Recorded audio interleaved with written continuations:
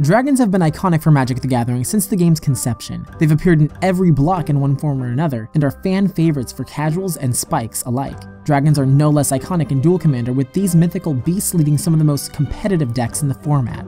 Prossh Skyraider of Kher commands one of the most explosive decks in Duel Commander, and it's mainly because of his extraordinary ability set.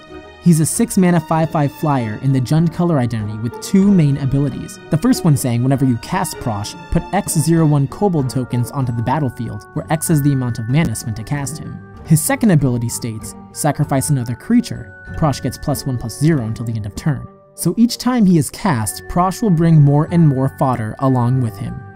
The game plan for Prossh is super interesting as well, since the deck can be built many different ways, but this time I'll be focusing on more of a combo-centric version of the deck, a version that I think you traditional Commander players are going to love. There's a bunch of important elements to the deck, but to help explain the game plan, I've broken it down into 3 main acts. Act 1. Acceleration! Prosh's effect on the board is huge, so when piloting, you want to make sure you get him out as fast as possible. To accomplish this, you'll be spending your early turns ramping. Mana Dorks are the premier mana ramp spell for Prossh, not only giving you early board presence, but also providing Prossh with food for later. Cheap mana rocks, rampant growth effects, and rituals are also great mana ramp spells, and can really pull you ahead of your opponent very quickly. Act 2. Buying time. Now that you have a couple Mana Dorks in play, the next thing that you need to do is use your utility spells, powerful creatures, and removal to buy you time, the time that you need in order to find your combo.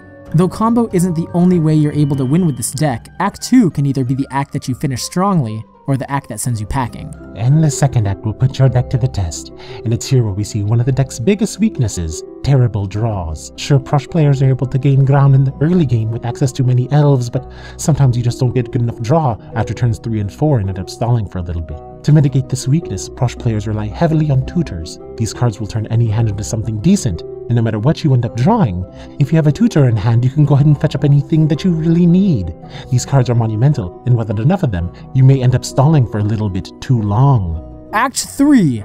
Combo finish? Commander players love their infinite combos, and if you're one of those combophiles, Act 3 will be your bread and butter. The main combo in the deck resolves around the card Food Chain. Ooh, the Food Chain combo in this deck is remarkable, and the only reason that this ability works is because of the nature of the command zone. For this to work, all you have to do is resolve Food Chain, then cast Prossh. From here you're able to recast Prossh any number of times by sacrificing himself and the required amount of tokens, netting either infinite mana for creature spells or infinite kobold tokens.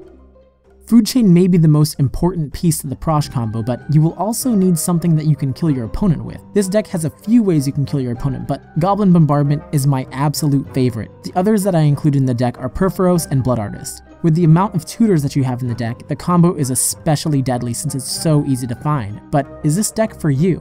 What this deck does well is apply pressure very quickly. Prossh can win lightning fast, and it isn't uncommon for games to have the writing on the wall as early as turn 3. And what makes this deck so great is in its resilience, an ability to build a threatening board position with a slew of utility creatures that have a huge effect on the game. But the Achilles heel of the deck not only lies in terrible draws, but also in the aggro control matchup. Blue-based aggro control decks are very tricky to play against with so many bounds and cheap counters. To compensate for the aggro control matchup, I found that adding early hand disruption like Thoughtseize, Inquisition of Kozilek, and Duress are essential. The inclusion of Volcanic Follow is also great. Sure, it can kill most of your mana dudes, but killing a Geist of St. Traff takes precedence over keeping an Elvish Mystic.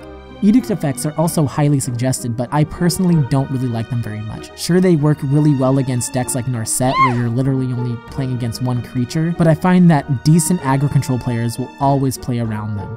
All in all, Prossh is very powerful, and even though he has a couple weaknesses, is a proven competitor in the Duel Commander format, putting up top 8s week after week. And more than that, it's a super fun deck to play, and a deck that I think most newcomers are going to really enjoy. So if you want some more inspiration for building your own Prossh deck, you can go ahead and check out the list I've been using in the description box down below. So proxy that bad boy up, give it a test drive, and until next time, keep shuffling, Magic players.